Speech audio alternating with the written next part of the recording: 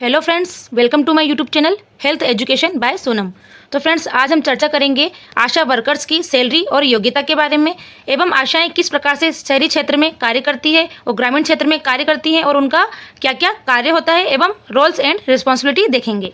तो friends, video को पूरा जरूर देखें और चैनल को सब्सक्राइब करें जिससे आने वाली लेटेस्ट अपडेट आप सभी को नोटिफिकेशन के माध्यम से मिल सके। तो फ्रेंड्स, आशा का फुल फॉर्म होता है ASHA accredited social health activist worker. तो आशा कार्यकर्ताएं, इनके कार्य, योग्यता, सैलरी और सरकारी योजनाएं देखते हैं हम। सबसे पहले हम देखेंगे आशा क्या होती है। तो आशा वर्कर ग्रामीण क्षेत्रों में स्वास्थ्य सेवाओं को मजबूत करने में महत्वपूर्ण भूमिका निभाती हैं और टीकाकरण जैसी इंपॉर्टेंट जो योजनाएं चल रही हैं उनमें भी ये मदद करती हैं।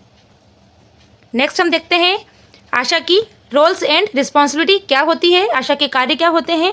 तो आशाएं स्वास्थ्य जागरूकता को बढ़ाने का कार्य करती हैं। इनका मेन रोल एंड रिस्पॉन्सिबिलिटी क्या है साथियों? पहली कि स्वास्थ्य जागरूकता बढ़ाना।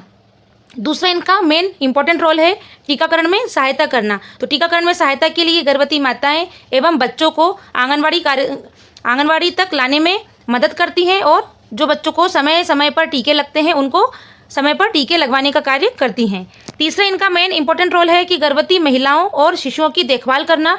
जैसे कोई भी महिला उनके क्षेत्र में गर्भवती होती हैं तो गर्भवती महिलाओं को आंगनवाड़ी तक लाना, उनकी देखभाल करना, उन्हें समय समय पर टीका लगवाना, पोषण संबंधी जानकारी देना एवं जितनी भी योजनाएं हैं गर्भवती महिलाओं को उनका लाभ मिल सके ऐसी योजनाओं का लाभ दिलवाने का कार्य भी आशा कार्यकर्ताएं करती हैं। और शिशुओं की देखभाल, जैसे ही जन्म होता है शिशु का तो शिशु की घर पर जाकर उनकी विजिट करती है, उनका टेम्परेचर, उनका सब कुछ अच्छे से चेक करती है, उन्हें कोई संक्रमण तो नहीं है, उनकी अच्छे से देखभाल करती है। यदि कोई क्रिटिकल कंडीशन है तो उन्हें रेफर करने का काम भी आशा कार्यकर्ताएं करती है, उन्हें अस्पताल तक पहुंचाने का कार्य भी करती हैं।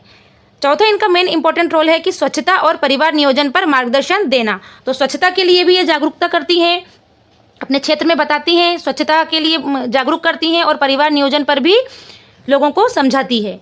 नेक्स्ट हम देखते हैं योग्यता इसमें क्या क्या लगती है। तो आशा कार्यकर्ता के लिए योग्यता जो लगती है, एलिजिबल क्राइटेरिया, वो है कि न्यूनतम 10वीं पास जो महिला रहेगी वो इसमें अप्लाई कर सकती है और राज्य के अनुसार यह भिन्न भिन्न हो सकता है। अलग अलग राज्यों के अकॉर्डिंग यहाँ पर किसी राज्य में 10th बेस पर लिया जाता है, किसी राज्य में 12th बेस पर लिया जाता है। तो ये अलग अलग राज्यों के अकॉर्डिंग इसमें आशा भर्ती में पात्रता दी गई है।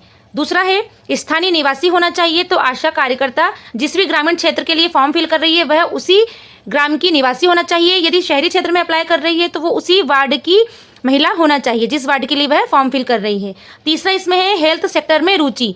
हेल्थ सेक्टर में रुचि से मतलब ये साथियों कि आशा कार्यकर्ताएं जो होती है इन्हें हेल्थ से संबंधित सारी सुविधाएं अपने क्षेत्र की गर्भवती महिलाओं को, बच्चों को देनी होती है, तो उन्हें उस काम में इंटरेस्ट होना चाहिए, तभी वो अच्छे से कर सकती हैं। नेक्स्ट है नियुक्ति प्रक्रिया इसकी कैसे होती है। तो रिक्रूटमेंट प्रोसेस के लिए सबसे पहले राज्य सरकार के द्वारा नियुक्ति की जाती है। तो राज्य से एक आवेदन निकलता है और उस आवेदन को फॉर्म फिल किया जाता है, देन उसके बाद ही इनकी ज्वाइनिंग होती है। आवेदन के लिए न्यूनतम योग्यता 10वीं पास आवश्यक है और स्थानीय महिला को प्राथमिक दी जाती है। जैसे जिस क्षेत्र की महिला है, यदि उस महिला ने उसी क्षेत्र के लिए फॉर्म फिल किया है तो उन्हें पहले प्राथमिकता दी जाएगी। और चयन प्रक्रिया में लिखित परीक्षा भी हो सकती है एवं साक्षात्कार भी हो सकती है। अभी तक तो साथियों इसमें इंटरव्यू बेस पर ही और फॉर्म फिल करने के बाद ही इन्हें चयन प्रक्रिया के द्वारा इन्हें बुलाया जाता है और क्षेत्र के अकॉर्डिंग इनकी मेरिट लिस्ट तैयार करके इन्हें ज्वाइनिंग दी जाती है। बट किसी किसी राज्य में इनकी लिखित परीक्षाएं भी होती हैं। तो चयन प्रक्रिया में ये 4 इंपॉर्टेंट स्टेप हैं। सबसे पहले राज्य के द्वारा नियुक्ति की जाती है। दूसरा, इसमें न्यूनतम 10वीं पास होना आवश्यक है और महिला को, स्थानीय महिला जो होती है उन्हें ही प्राथमिकता दी जाती है। और चौथा है लिखित अथवा साक्षात्कार परीक्षा हो सकती है और चयन प्रक्रिया हो सकती है। नेक्स्ट हम देखेंगे इसका आशाओं का सैलरी स्ट्रक्चर क्या होता है। तो सैलरी और प्रोत्साहन के लिए इन्हें अलग अलग राज्यों के अनुसार 2000 से 7500 रुपये तक का प्रोत्साहन राशि दी जाती है। जैसे किसी किसी राज्यों में 2000 दी जाती है, किसी राज्य में 4000, किसी राज्य में 6000, इस प्रकार से दी जाती है। एवं संस्थागत प्रसव के लिए आशा कार्यकर्ताओं को अलग से प्रोत्साहन राशि दी जाती है। जिन भी महिलाओं को ये प्रसव के लिए संस्था तक, शासकीय संस्था तक पहुँचाती हैं उन्हें प्रोत्साहन राशि दी जाती है। 600 से लेकर 1000 रुपये तक की प्रोत्साहन राशि दी जाती है। एवं टीकाकरण और परिवार नियोजन के लिए भी बोनस राशि दी जाती है। तो जिन भी बच्चों का आशाएं समय पर टीकाकरण करवाती हैं उन आशाओं को प्रोत्साहन राशि, बोनस राशि दी जाती है। और परिवार नियोजन के लिए भी वह जिस कपल को समझाती हैं या नसबंदी करवाती है उन्हें भी बोनस राशि दी जाती है। मुफ्त चिकित्सा जांच और सरकारी बीमा योजना का भी लाभ दिया जाता है। तो आशा कार्यकर्ताओं को मुफ्त चिकित्सा जांच भी, ये सुविधा भी उपलब्ध है और सरकारी बीमा योजना का लाभ भी दिया जाता है।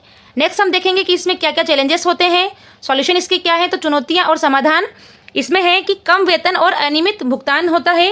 तो जितना कार्य आशाओं के द्वारा किया जाता है फील्ड में, उसी के अनुसार इन आशाओं का वेतन तैयार होता है और इन्हें दिया जाता है। कभी कभी इसमें देरी भी हो जाती है, तो इन आशाओं का जो भुगतान है वो नियमित नहीं हो पाता है। जितना कार्य होता है इनका विंडो जमा होता है, विंडो जमा होने के बाद वह वेरीफाई होता है, वेरीफाई होने के बाद आशाओं के अकाउंट में डायरेक्ट पैसा ट्रांसफर किया जाता है। तो इस प्रोसेस में उन्हें समय लगता है, पेमेंट होने में भी समय लगता है। इस कारण से इनका जो भुगतान है वो अनियमित भुगतान है। अधिक कार्यभार और कम संसाधन होते हैं। तो साथियों, आशा कार्यकर्ताएं फील्ड में कार्य करती है तो इनके कार्यभार बहुत ज़्यादा हो जाते हैं, क्योंकि वो जिस एरिया को देखती हैं, जिस क्षेत्र को आशाएं देखती हैं, हेल्थ से रिलेटेड जितनी भी सेवाएं देती हैं, उस एरिया का उन्हें सर्वे करना होता है अलग अलग बच्चों के अकॉर्डिंग, और गर्भवती महिलाओं के अकॉर्डिंग उन्हें रिकॉर्ड भी मेंटेन करना पड़ता है। तो इनका कार्यभार भी अधिक हो जाता है। एवं ग्रामीण क्षेत्रों में सामाजिक बाधाएं भी होती हैं, जैसे कि जो महिलाएं हैं उनके लिए बहुत चुनौतियां हो जाती है। कोई महिला समय समय पर ही बाहर निकल पाती है, तो उनके लिए यदि वो आशा का चयन होता है और वो जॉब करती हैं तो उनके लिए बहुत सारी समस्याएं, सामाजिक बाधाएं आती हैं। संभावित समाधान इनके क्या क्या हो सकते हैं। तो वेतन वृद्धि और समय पर भुगतान सुनिश्चित करना, अधिक प्रशिक्षण और संसाधन प्रदान करना। तो आशाओं को समय समय पर प्रशिक्षण भी दिया जाता है, संसाधन प्रदान करना, और सरकारी योजनाओं के माध्यम से वित्तीय सहायता बढ़ाना। तो इस प्रकार से संभावित समाधान भी है। नेक्स्ट हम देखेंगे सरकारी योजनाएं और भूमिका, गवर्नमेंट स्कीम एंड रोल्स। तो साथियों, जननी सुरक्षा योजना गर्भवती महिलाओं को संस्थागत प्रसव के लिए प्रेरित करना, आशाओं के लिए ये मेन रोल होता है। दूसरा, मिशन इंद्रधनुष, बच्चों का संपूर्ण टीकाकरण सुनिश्चित करना। तो साथियों, जननी सुरक्षा योजना और मिशन इंद्रधनुष ये इंपॉर्टेंट जो योजनाएं हैं, इसमें भी आशाएं जो है अच्छा कार्य कर रही हैं, और इनके मेन रोल होते हैं कि हर एक गर्भवती महिलाओं को हॉस्पिटल तक पहुंचाकर, शासकीय संस्था तक पहुंचाकर इनकी संस्था का डिलीवरी करवाना। और मिशन इंद्रधनुष ये जो कार्यक्रम शासन के द्वारा चलाया जा रहा है, इसमें बच्चों का संपूर्ण टीकाकरण सुनिश्चित करना, यानी कि समय पर सभी बच्चों का टीकाकरण करवाना, और जो बच्चे जिस टीके के लिए छूट गए हैं उन बच्चों को भी ढूंढकर उनको टीका लगवाना। राष्ट्रीय स्वास्थ्य मिशन NHM, ग्रामीण क्षेत्रों में स्वास्थ्य सेवाओं को सुधारना। तो साथियों, ग्रामीण क्षेत्रों में स्वास्थ्य सुविधाओं को सुधारने का काम भी आशाओं के द्वारा किया जाता है। तो कैसे किया जाता है, जैसे कि बच्चों की देखभाल करना, गर्भवती महिलाओं की देखभाल करना, जिससे कि मातृ मृत्यु दर और शिशु मृत्यु दर में कमी होना, ये इंपॉर्टेंट रोल आशाओं के द्वारा ही किया जाता है।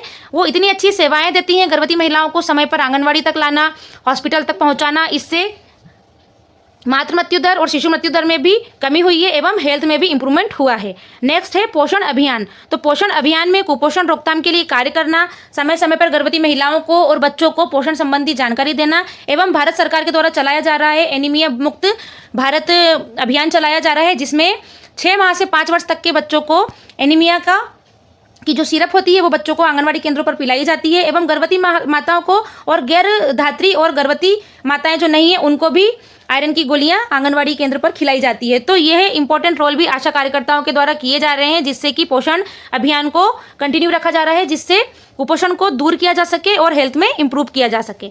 नेक्स्ट हम देखेंगे निष्कर्ष क्या है। तो साथियों, आशा वर्कर समाज के लिए अत्यधिक महत्वपूर्ण योगदान देते हैं। उनकी मेहनत और समर्पण की सराहना की जानी चाहिए, क्योंकि साथियों सन 2005 से NHM में जब से आशाओं की नियुक्ति हुई है, तब से आज के डाटा को देखा जाए तो मातृ मृत्यु दर और शिशु मृत्यु दर में बहुत कमी हुई है और हेल्थ में भी सुधार हुआ है। और जो नागरिक है उनको घर बैठे बहुत सारी ऐसी सुविधाएं हैं जो उन लोगों को वहीं तक मिल जाती है। जैसे सामान्य छोटी मोटी बीमारियों का उपचार भी आशाओं के द्वारा किया जाता है। जैसे किसी को बुखार है या किसी को दस्त है तो उनका उपचार भी आशाओं के द्वारा अपने ही क्षेत्र में किया जाता है। ORS का घोल बनाना सिखाना, ORS घर घर जाकर बांटना, बच्चों को यदि कोई समस्या हुई है तो उनको हॉस्पिटल तक पहुंचाना। तो हेल्थ में भी इंप्रूवमेंट हुआ है और जो बीमारी है इसकी दर भी कम हुई है और बच्चों के और मातृ मृत्यु दर में भी कमी हुई है। तो साथियों, आशाएं जो मैदानी स्तर पर कार्य कर रही हैं वो सराहनीय है और बहुत अच्छा कार्य कर रही हैं, जिससे भारत सरकार को भी हेल्थ को इम्प्रूव करने में बहुत लाभ हुआ है। तो साथियों, आज का वीडियो आपको कैसा लगा आप हमें कमेंट करके ज़रूर बताएं, और इसी प्रकार की बेस्ट टॉपिक जो है, इंपॉर्टेंट टॉपिक है, इस पर हम वीडियो लेकर आएंगे। तो उसके लिए आप चैनल को सब्सक्राइब जरूर करें, जिससे लेटेस्ट अपडेट आप सभी को नोटिफिकेशन के माध्यम से मिल सके। तो साथियों, मिलते हैं अगले वीडियो में, तब तक के लिए धन्यवाद।